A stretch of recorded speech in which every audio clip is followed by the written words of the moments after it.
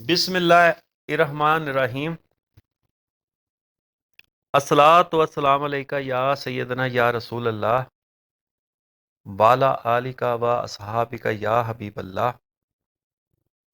मेरे दोस्तों, भाइयों, अहले दिल, अहले ज़ौक़, अहले शौक़, राह हक़ में चलने वाले और जो राह हक़ के मतलाशी हैं, सबको गुरु बाबू चैनल की तरफ से बहुत बहुत सलाम हो और उम्मीद करते हैं कि सब अपने अपने हिस्से की रहमतें बटोर रहे होंगे। आज कुछ सवालों जवाब का सिलसिला शुरू करते हैं। कुछ सवाल थे बच्चों की तरफ से, तो कहते कि आज हमने करने हैं। आज हम रैंडमली इस पे बात करेंगे। तो चले उनसे पूछते हैं कि पूछो जी, आपका कौन सा सवाल है, फिर उस पे बात करेंगे। आज हमें तवक्कल के बारे में बताएं। इसकी तारीफ क्या है, इसको कहाँ कहाँ इस्तेमाल कर सकते हैं, और चौथी बात कि तवक्कल पैदा करने के असबाब व ज़राए क्या क्या है। हाँ, पहला तो आपने लफ्ज़ तवक्कल के मायना पूछा है। हम्म, दूसरा तवक्कल के इस्तेमाल का मकाम, सौम तवक्कल की तारीफ, और चौथी बात जो आपने पैदा यानी पूछी है हमसे, तवक्कल पैदा करने के असबाब। हम्म, चले हम आस्ता आस्ता तवक्कल के बारे में आसान लफ्ज़ों में कोशिश करते हैं कि इसके बारे में बात करें। पहले हम गौर करते हैं कि जो लफ्ज़ तवक्कल है वह ये आया कहाँ से है। लफ्ज़ तवक्कल बेसिकली लफ्ज़ वकील से निकला है। तो मतवक्कल इससे कहते हैं जो किसी दूसरे को बामंज़ल वकील के तसव्वुर करे, जो इसकी तरफ से इसके काम काज को सर अंजाम दे और जो इसके मामलात की दुरुस्ती का ज़ामन हो, और जो बगैर तकलीफ और बगैर एहतमाम इसकी मुश्किलात को हल करे, और जो इसके लिए काफ़ी हो। ये तो हो गया जब हम किसी बंदे पर तवक्कल करते हैं। अब अल्लाह पर तवक्कल है।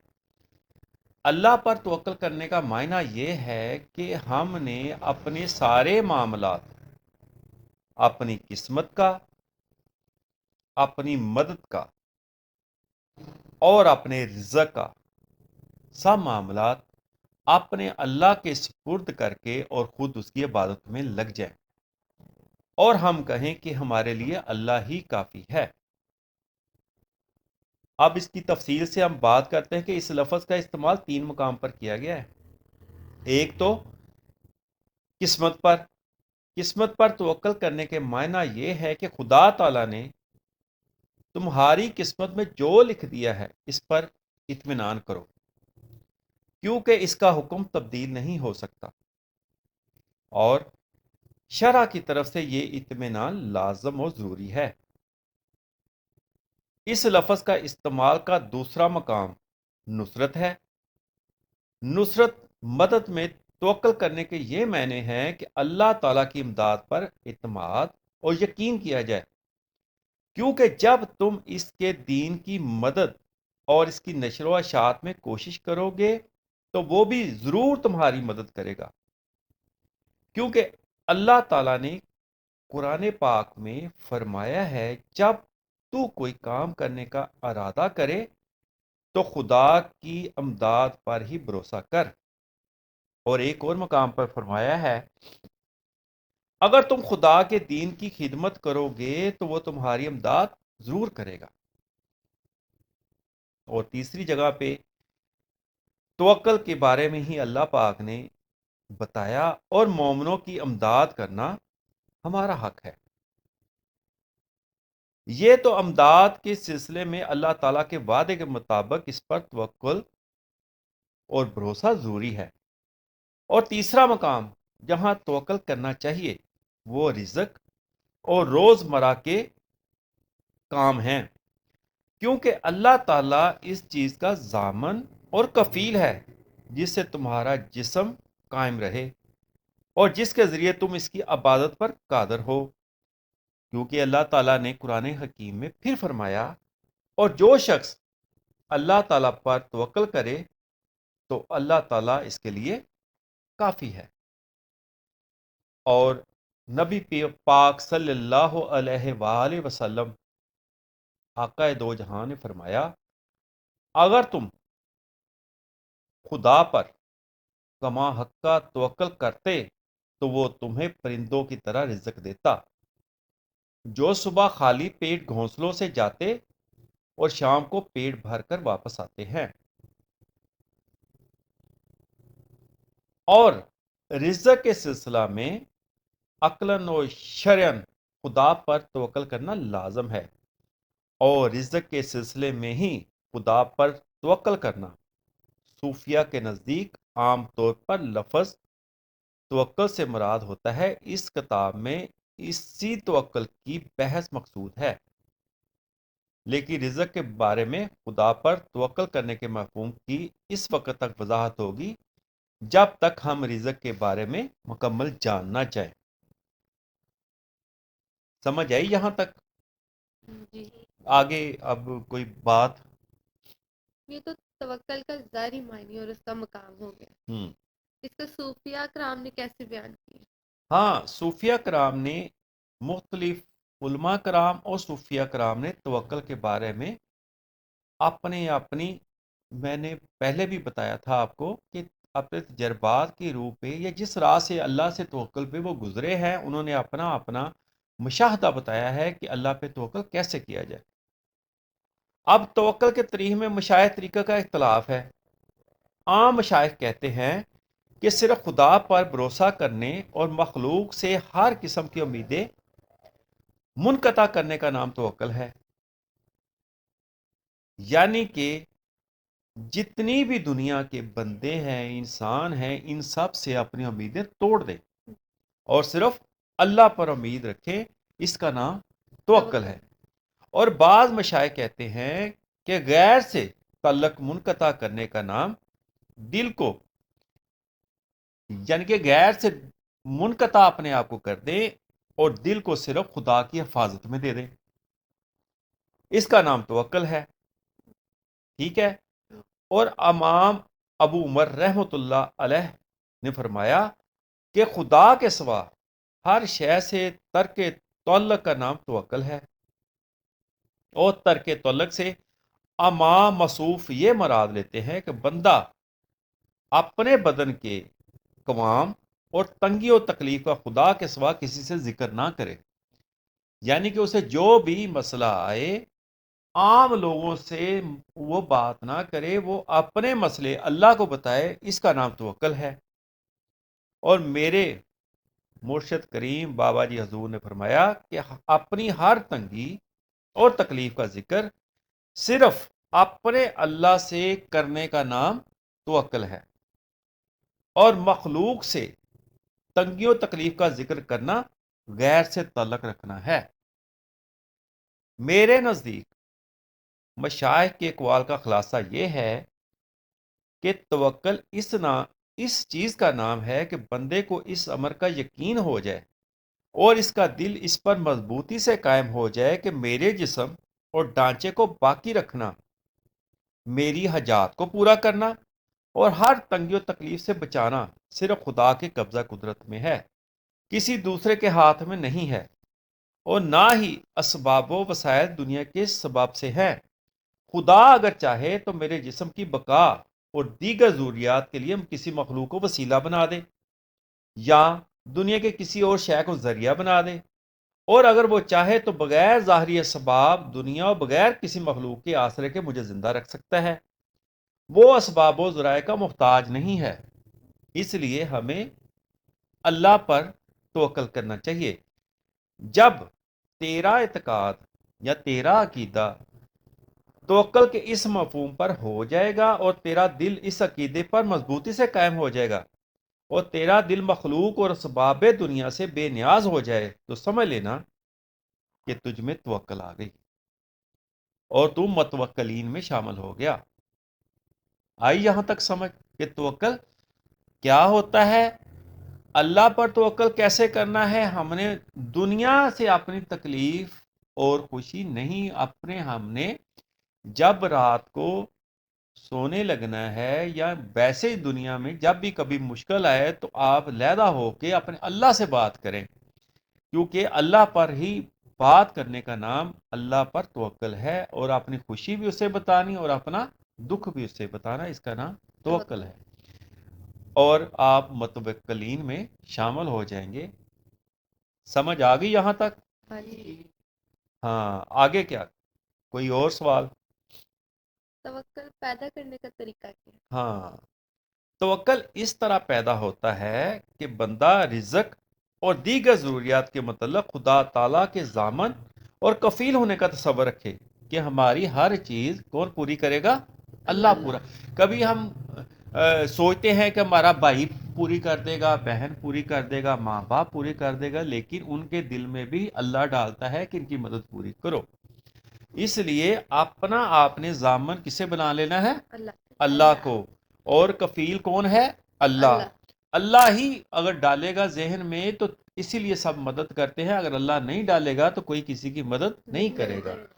اس لیے رزق اور یہ توکل پیدا کرنے کا جو طریقہ ہے وہ یہ ہے کہ اپنا ضامن اور کفیل کسے بنا لے؟ اللہ۔ اللہ کو بنا لے، اور خدا کے کمال علم، اس کی کمال قدرت کا تصور کرے، اور اس بات پر یقین رکھے کہ خدا تعالی خلاف وعدہ، بھول، عزو اور ہر نقص سے منزہ اور پاک ہے۔ جب ہمیشہ ایسا تصور ذہن میں رکھیں گے تو ضرور اسے رزق کے بارے میں بھی رب تعالیٰ پر توکل کی سعادت نصیب ہو جائے گی۔ ہاں، ٹھیک ہو گیا کہ اگر آپ نے توکل پیدا کرنے کا یہ کہ آپ نے ہر چیز کسے کہنی ہے؟ اللہ۔ اللہ کو کہنی ہے، کیونکہ اللہ ہی آپ کا ضامن بھی ہے اور کفیل بھی ہے۔ آپ کے ماں باپ کا بھی اللہ ہی ضامن اور کفیل ہے، آپ کا بھی ہے، آنے والی دنیا کا بھی ہے، جو گزر گئی ان کا بھی وہی تھا۔ جی آگے۔ کیا بندے پر تلاش رزق لازم ہے یا نہیں؟ ہاں، اب اس پہ آ گیا، کیونکہ توکل سب سے پہلے ہم نے پہلے بھی بات کی تھی رزق کے معاملے میں۔ اب رزق کی اقسام ہیں، مختلف رزق کی بھی قسمیں ہیں۔ ایک رزق ہے مضمون۔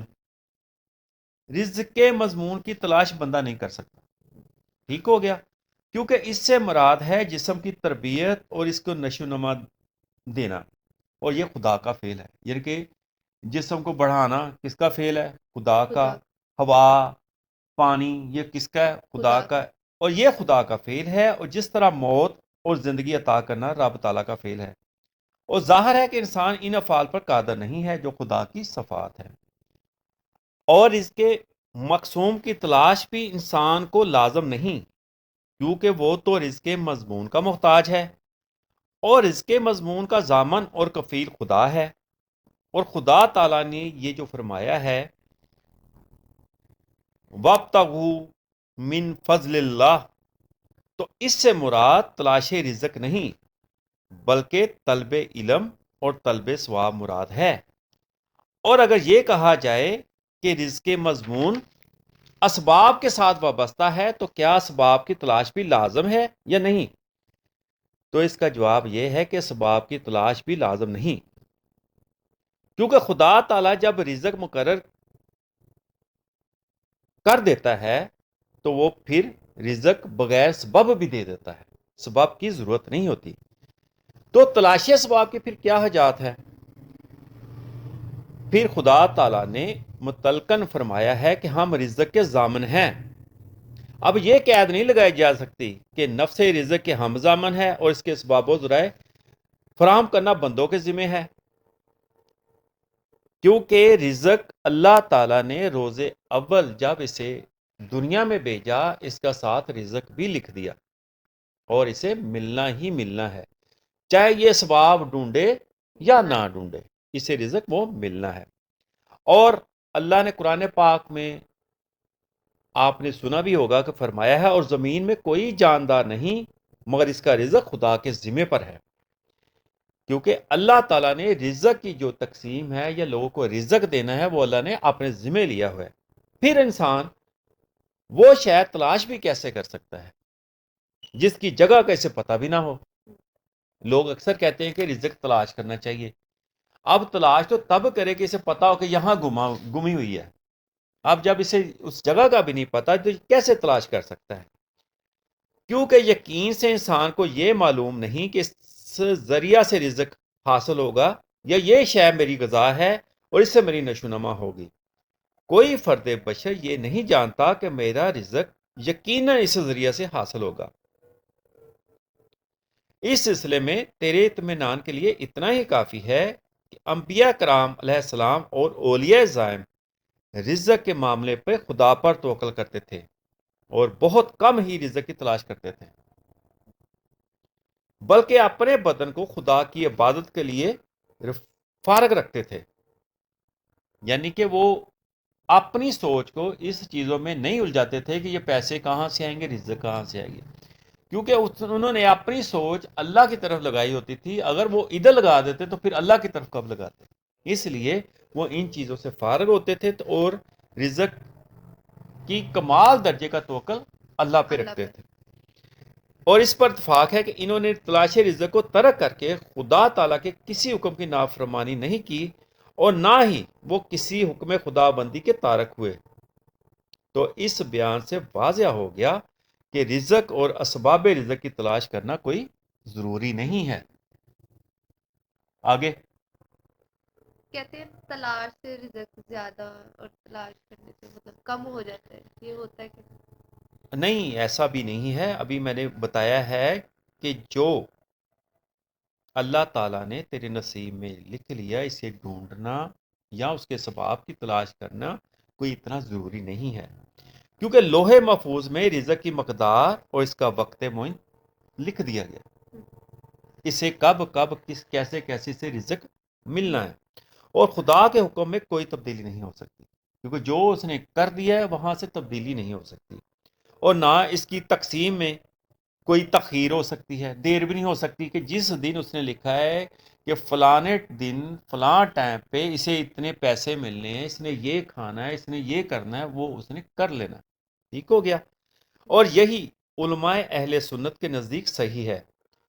صرف حاتم اور شفیع کے پیروکار ایک دونوں عالم تھے، اس کے جو پیروکار تھے اس کے خلاف تھے. وہ یہ کہتے تھے کہ رزق تو تلاش و عدم تلاش سے زیادہ کم نہیں ہو سکتا، مگر مال میں تلاش و عدم تلاش سے زیادتی یا کمی ہو سکتی ہے، اور یہ فاسد ہے، جھوٹ. ایسا نہیں ہو سکتا. جس طرح رزق میں کمی زیادتی نہیں ہو سکی اس طرح مال میں بھی نہیں ہو سکتی، کیونکہ دونوں کی دلیل ایک ہے. خدا تعالیٰ نے قرآن پاک میں مختلف جگہوں پہ بہت کچھ فرمایا. وہ کہا تاکہ جو ہاتھ سے نکل گیا اس پر غم نہ کر. جو ہاتھ سے نکل گیا، مثلا کئی لوگ کہتے ہیں کہ یہ میں کرتا تو یہ ایسے ہو جاتا. کہتا ہے وہ ہونا ہی ایسے تھا کیونکہ تھا ہی نہیں آپ کا. وہ کہتا ہے کہ جو ہاتھ سے نکل گیا اس پر غم نہ کرو، اور جو مال تمہارے قبضہ میں آیا ہے اس پر خوشی نہ مناؤ. یعنی کہ یہ بھی چلا جائے گا. جو آ گیا ہے، جو چلا گیا ہے اس پہ غم نہ کر، اور جو آ گیا یا تمہارے قبضہ میں ہے اس پہ خوشی نہ کر. بس نارمل رہے، اپنے آپ کو اپنے اللہ کے ساتھ جوڑے رکھو کہ وہ جو کرتا ہے وہ بہتر کرتا ہے. اگر تلاشی سے رزق میں زیادتی ہوتی اور عدم تلاشی سے یعنی کہ رزق کو نہ تلاش کرنے سے کمی ہوتی تو البتہ غمی یا خوشی کا مقام ہوتا، کیونکہ سستی اور لاپرواہی سے جب کوئی شے ضائع ہو جائے تو اس پر انسان غمناک ہوتا ہے، اور کوشش و کمر بستہ ہونے سے جب کوئی شے حاصل ہو تو اس پر انسان کو فرحت ہوتی ہے. نبی کریم صلی اللہ علیہ وآلہ وسلم نے ایک سائل کو فرمایا، سن لے، اگر تو روزی کی تلاش نہ بھی کرتا تو بھی جو تیرے مقدر میں تھی وہ تمہیں مل جانی تھی. یہاں تک آگے سمجھ کہ رزق کے تلاش کرنے یا نہ کرنے سے کوئی بڑھتا نہیں ہے، کوئی نہ کرنے سے کم نہیں ہوتا، کیونکہ سرکار کے فرمان پاک کے مطابق اور قرآن حکیم کے مطابق جو اللہ تعالیٰ نے فرمان پاک کیا اس کی روشنی میں ہم اس بات پہ کہہ سکتے ہیں کہ رزق کے تلاش کرنے سے یا محنت کرنے سے زیادہ نہیں ہو سکتا، اور ہم نہ اسے ڈھونڈے تو وہ کم نہیں ہو سکتا، وہ جو ہے وہ ملنا ہے، ملنا ہے۔ آگے ہم نے دیکھا ہے کہ جو لوگ رزق کی تلاش کرتے ہیں اور محنت کرتے ہیں ان کے پاس رزق زیادہ ہوتا ہے، اور جو رزق کی تلاش نہیں کرتے ان کے پاس رزق کم ہوتا ہے۔ نہیں نہیں، ایسا نہیں ہے، بلکہ دیکھا گیا ہے کہ بعض تلاش اور کوشش کرنے والے رزق سے محروم رہتے ہیں۔ آپ نے دیکھا ہوگا کتنے مزدور ہیں، سارا دن وہ کوشش ہی کرتے ہیں لیکن انہیں رزق نہیں ملتا، ٹھیک ہے۔ کتنے لوگ ہیں جو ہمارے جاننے والے ہیں، اگر آپ دیکھیں تو وہ رزق کی کتنی کوشش کرتے ہیں، تلاش کرتے، صبح جاتے شام تک آتے لیکن پھر بھی انہیں نہیں ملتا، کوشش میں تو ان کی کوئی کمی نہیں ہے۔ اور بعض تلاش نہیں کرتے، گھر میں بیٹھے رہتے ہیں اور وہ امیر کبیر ہوتے ہیں، دولت مند ہوتے ہیں۔ تو ہم یہ نہیں کہہ سکتے کہ جنہوں نے صبح سے شام تک محنت کی تو ان کا رزق زیادہ ہے، اور جنہوں نے محنت نہیں کی ان کا کم ہے۔ جیسا کہ مختلف لوگوں نے مختلف طریقوں سے یہ بات سمجھانے کے لیے ہمیں بات کی ہے کہ بہت سے کبھی لوگ جو تدبیر میں بہت ہوشیار و چلاک ہوتے ہیں رزق سے محروم رہتے ہیں، اور بہت سے ضعیف البدن یعنی کہ کمزور بدن جو کام نہیں کر سکتے، تدبیر میں نکمے، دنیا ان کے پاس اس طرح آتی ہے جیسے وہ سمندر کی تہہ سے دونوں ہاتھوں سے ہیرے و جواہرات نکالے ہیں۔ یہ اس بات کی دلیل ہے کہ رزق کے بارے میں مخلوق کے ساتھ خدا تعالیٰ ایک مخفی تعلق ہے جسے سمجھنے سے انسانی دماغ قاصر ہے۔ اللہ کے اس معاملے میں انسانی دماغ نہیں سمجھ سکتا کہ فلاں بندے کے پاس رزق کیوں زیادہ، وہ تو کام بھی نہیں کرتا، اور ایک بندہ دن رات کام کرتا ہے اس کے پاس بڑی مشکل سے وہ خرچہ ہوتا ہے۔ اور اس کی یہ وجہ ہے جب ہم اللہ پر توکل چھوڑ کر بندوں پہ توکل کرتے ہیں۔ اب اگر ان کا ایگزامائن کریں یا ان کا آپ دیکھیں تو یہ اپنی محنت پہ توکل کرتے ہیں، اللہ پر نہیں کرتے۔ جو اللہ پر کرتا ہے انہیں کام کیے بھی انہیں رزق ملتا رہتا ہے۔ جی سمجھ آ گئی یہاں سے کہ رزق کی تقسیم آلریڈی ہو چکی ہے، اور جو لوح محفوظ میں بیان ہے وہ ملنا ہے، ملنا ہے، اور اس میں کسی کی محنت کرنا اور نہ کرنا کوئی معنی نہیں رکھتا، اس پر ہمیں ایمان لانا پڑے گا۔ ہاں آگے کوئی سوال رہ گیا تو کیا کسی صحرا میں بغیر زیادہ داخل ہونا چاہیے، مطلب بغیر ساز و سامان کے اسے طے کرنے کا ارادہ؟ ہاں، یہاں بھی توکل کی اب بات ہوتی ہے۔ جان لے اگر تیرا دل توکل میں پکا ہے، محکم ہے، یعنی کہ کہتے ہیں یقین محکم، اقبال صاحب فرماتے ہیں یقین محکم عمل پہ ہے محبت فاتح عالم، یقین محکم ہے تمہارا تو، اور تجھے خدا کے وعدے پر مکمل یقین ہے۔ پہلی بات کیا ہے، تمہارا دل توکل پر محکم ہو کہ اللہ نے کر دینا، ٹھیک ہے، اور دوسرا خدا کے وعدے پر مکمل یقین ہوگا کہ رزق میں ہی دیتا ہوں، یہ بھی یقین ہو، تو تیرے لیے زیادہ راہ صحرا میں درست نہیں ہے، ورنہ عوام کی طرح تو بھی زیادہ راہ لے کر چل، یعنی کہ جیسے عام لوگ ہیں جو زیادہ راہ پہ توکل کرتے ہیں انہیں لے کے چلنا چاہیے، اور جس کا دل اللہ پر توکل پورا رکھتا ہے اور اس کی بات پر یقین اور اس کے وعدے پر یقین رکھتا ہے، اس کے لیے زیادہ راہ ضروری نہیں ہے۔ اور میں نے امام ابو المالی رحمۃ اللہ علیہ سے سنا ہے کہ آپ فرماتے تھے جو شخص اللہ تعالیٰ کے ساتھ اسی دستور سے پیش ہے جو اس کا لوگوں کے ساتھ ہے، تو خدا بھی اس کے ساتھ اسی طرح پیش آتا ہے جس طرح لوگ اس سے پیش آتے ہیں۔ آپ کا یہ ارشاد بہت درست ہے اور غور کرنے والے کو اس سے بہت سے فائدے ہوتے ہیں۔ اب یہ کہنا کہ بغیر زیادہ راہ محض توکل خدا پر سفر اختیار کرنا درست ہے، ٹھیک نہیں ہے، کیونکہ اللہ تعالیٰ نے واضح الفاظ میں حکم دیا ہے اور زیادہ راہ لے کر سفر میں نکلو، اور بہتر زیادہ راہ کیا ہے؟ تقوی، اللہ پر پھر تقوی۔ سب سے بہتر زیادہ راہ کیا ہے؟ اللہ پہ توکل، اللہ پہ تقوی سب سے بہتر زیادہ راہ ہے۔ پیسوں سے چیزوں سے زیادہ جو اس کا زیادہ راہ ہے وہ تقوی ہے۔ اس آیت کی تفسیر میں دو قول ہیں، ایک یہ کہ ذات سے مراد ذات آخرت ہے، اس لیے اس کے ساتھ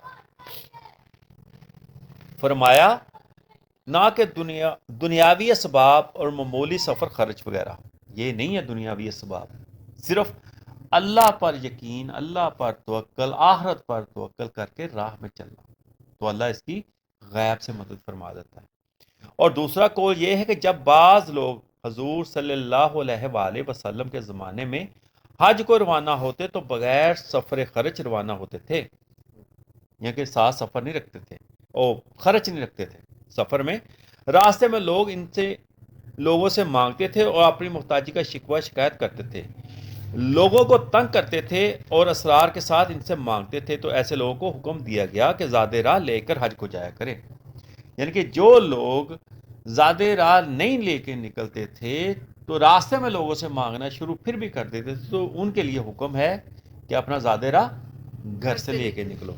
اور جس کو اللہ پر یقین ہوگا اس کے لیے ضروری نہیں ہے، کیونکہ انہیں پتہ ہے اللہ کے وعدے کے مطابق جس جگہ میں نے جو چیز کھانی ہے وہ مجھے مل جانی ہے۔